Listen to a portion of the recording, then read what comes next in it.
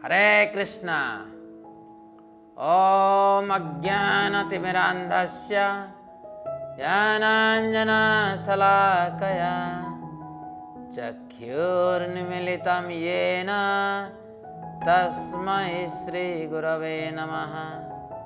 नमो विष्णुपदाय कृष्णप्रेष्ठाय भूतले श्रीमते भक्तिवेदान्ता स्वामिनिति नामिने। नमस्ते सरस्वती देवे गौरवाणी प्रचारिणे निर्विशेष शून्यवादी पाश्चात्य देशतारिणे। हरे कृष्णा। आप सबका भगवद गीता ऑनलाइन कोर्स में स्वागत है। हम चर्चा कर रहे हैं आत्मा के बारे में। जड़ और चेतन के बीच में अंतर क्या है। हमारा बहुत सारे अनुभूतियाँ होते हैं। इन अनुभूति में क्या दिव्य है और क्या जड़ है। चेतना क्या है। भगवान कृष्ण भगवद गीता 2 अध्याय 17वां श्लोक में कह रहे हैं, अविनाशी तु तद्विद्धि येन सर्वमिदं ततं विनाशम अव्ययस्यास्य न कश्चित् कर्तुम् अर्हति। जो सारे शरीर में व्याप्त है उसे ही अविनाशी समझो। उस अव्यय आत्मा को कोई भी नष्ट करने में समर्थ नहीं है। इस भौतिक शरीर से जो भावनाएं उद्भव होता है उसके बारे में हम चर्चा कर चुके हैं। वो शुद्ध चेतना नहीं है। ये प्रतिबिंब चेतना है। इसके बारे में आगे जाकर हम चर्चा करेंगे। परंतु भगवान कृष्ण कह रहे हैं, जब हम अपने आप को, क्योंकि ये सामान्य आदमी के लिए नहीं बोल रहे हैं, ये तो बड़े बड़े योगी ऋषि मुनि के लिए बोल रहे हैं, जिनको समझ में आता है दिव्यता क्या है। और जब हम अपने आप को ये भौतिक शरीर से अलग कर देते हैं, फिर भी हमारे अंदर अनुभूति होती है। और ये जो अनुभूतियां जो है वो दिव्यानुभूति होता है, क्योंकि ये इसकी विनाश नहीं होता है। ये श्लोक उन लोगों के लिए कहा गया है जो इस शरीर से परे हो गए हैं, भौतिक शरीर से परे हो गए हैं, दोनों स्थूल शरीर और सूक्ष्म शरीर से भी परे हो गए हैं। परे होने के बाद शुद्ध भक्त ये महसूस कर सकते हैं कि इनका एक दिव्य शरीर है और दिव्य शरीर में दिव्यानुभूति होती है। और वो जो दिव्यानुभूति है उसको कहते हैं चेतना। ये अविनाशी है, इसकी विनाश होता नहीं है। यहाँ भगवान कृष्ण कहते हैं कि संपूर्ण शरीर में चेतना के प्रसार द्वारा ही आत्मा की उपस्थिति को जाना जाता है। एक व्यक्ति के रूप में मैं स्वयं के तन के प्रति सचेत हूँ। यह चेतना मुझे स्रोत, जो कि आत्मा है, की अन्वेषण के लिए निर्देशित करती है। हम हमारे शरीर के किसी भी हिस्से पर किसी भी बाह्य संकट को तुरंत पहचान लेते हैं। उदाहरण के लिए, भले ही एक छोटा कांटा हमारे पैर के अंगूठे को चुभता है, तब भी हमें दर्द होता है। यह इसीलिए है क्योंकि चेतना एकात्मक रूप से पूरे शरीर में व्याप्त होती है। इस प्रकार मैं अपने आसपास की प्रत्यक्ष दुनिया के एकत्व का अनुभव करता हूँ। भगवान कृष्ण कहते हैं कि इस चेतना का स्रोत अविनाशी है। आप इसे नष्ट नहीं कर सकते हैं। इसलिए यदि आप स्वयं पर अधिक चिंतन करते हैं तो आप हमेशा महसूस कर सकते हैं कि आप एक चेतन जीव हैं। ये जो चेतना की बात हम चर्चा कर रहे हैं, पिछले वीडियो में हम ये स्पष्ट कर दिया था कि एक भौतिक चेतना है जिसको हम जड़ चेतना कहते हैं, और एक दिव्य चेतना। हमारी शरीर में जो चेतना की जो स्फुरण है, ये इसीलिए है कि ये शरीर शुद्ध चेतना का एक पोशाक है। जैसे जब सूर्य बादल से ढक जाते हैं, फिर भी सूर्य की रोशनी की आभास हमें प्रतीत होता है। इसी तरह शुद्ध चेतना का पोशाक है ये शरीर, दोनों सूक्ष्म और स्थूल शरीर। इसीलिए वो शुद्ध चेतना का जो प्रतिबिंब, आभास इस शरीर में दिखाई पड़ता है।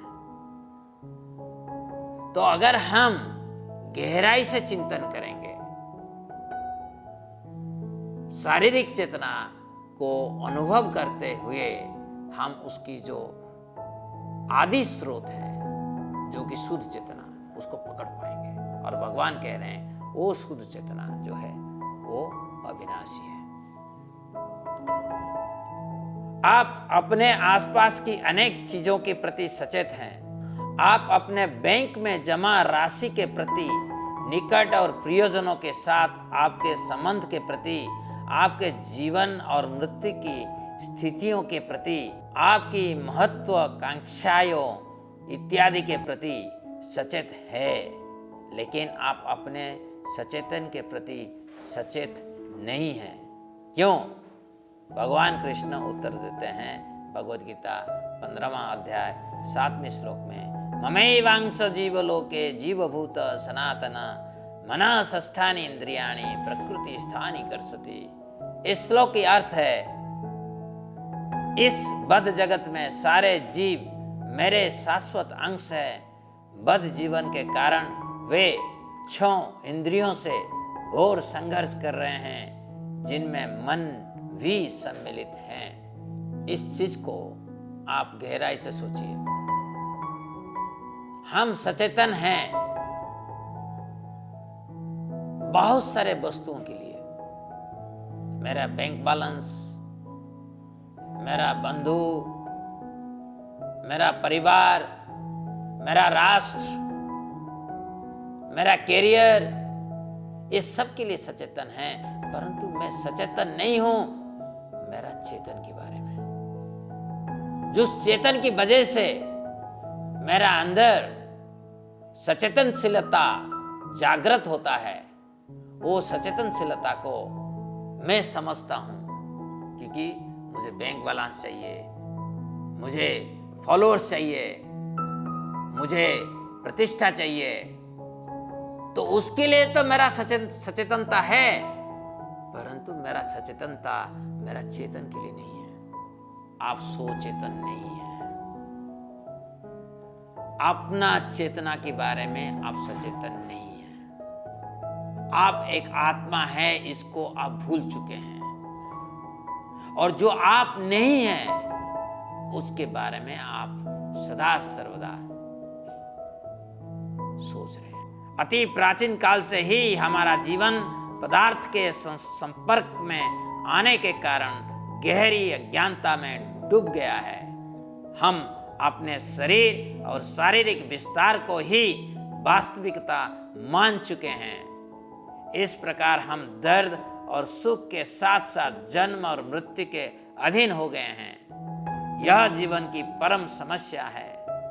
अपने आप को, जो कि दैवीय और भगवान श्री कृष्ण का अंश है, पर चिंतन करते हुए यदि हम स्वयं को उनका निमित्त मात्र माने, तो इस समस्या का समाधान किया जा सकता है। जैसे आप अगर एक लोहा को आग के अंदर रख देते हो, कुछ दिन के बाद, कुछ समय के बाद, कुछ घंटों के बाद उस लोहा आग की बराबर काम करता है। इसी तरह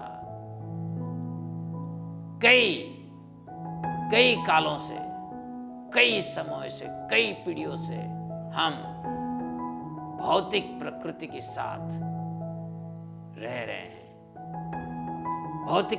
भौतिक प्रकृति की संगत में रहते हैं। इसीलिए हमारा सोच जड़मय हो गया है, हमारा सोच दिव्यमय नहीं है।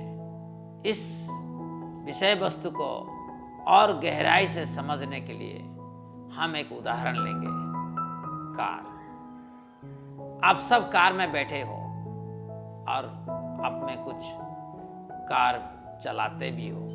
यह आत्मा की उपस्थिति ही है जो कि शरीर को जीवंत करती है। जैसे कि एक कार बिना चालक के स्थानांतरित नहीं की जा सकती, उसी प्रकार शरीर भी बिना चालक यानी कि आत्मा कार्य नहीं कर सकता है। जैसे आत्मा जब इस शरीर को त्याग कर देता है तब इस शरीर का विनाश हो जाता है। उसी तरह अगर एक ड्राइवर कार में बैठा नहीं है तो कार का कोई उपयोग नहीं है। कार का उपयोग तब होता है जबकि उसके अंदर एक ड्राइवर होता है। इसी तरह जब आत्मा इस शरीर को त्याग कर देता है, इस शरीर की तुरंत ही विनाश हो जाता है। ऐसा हो सकता है कि कोई आत्मा को स्पष्ट रूप से ना देख पाए और उसकी स्थिति का भी पता ना लगा पाए, लेकिन तब भी वह चेतना की उपस्थिति के कारण आत्मा की उपस्थिति को समझ सकता है। हम ये प्रश्न करना चाहिए, ये जड़ पदार्थ है, ये टेबल है, इसके अंदर चेतना क्यों नहीं है? इस शरीर के अंदर चेतना क्यों है? ये तो हम समझ में आ गया, इस शरीर की चेतना जो है वो दिव्य चेतना नहीं है, वो समझ में सबको आता है। परंतु इसमें वो जड़ चेतना कैसे आया, इसकी प्रश्न हमें जरूर करना चाहिए। हरे कृष्ण।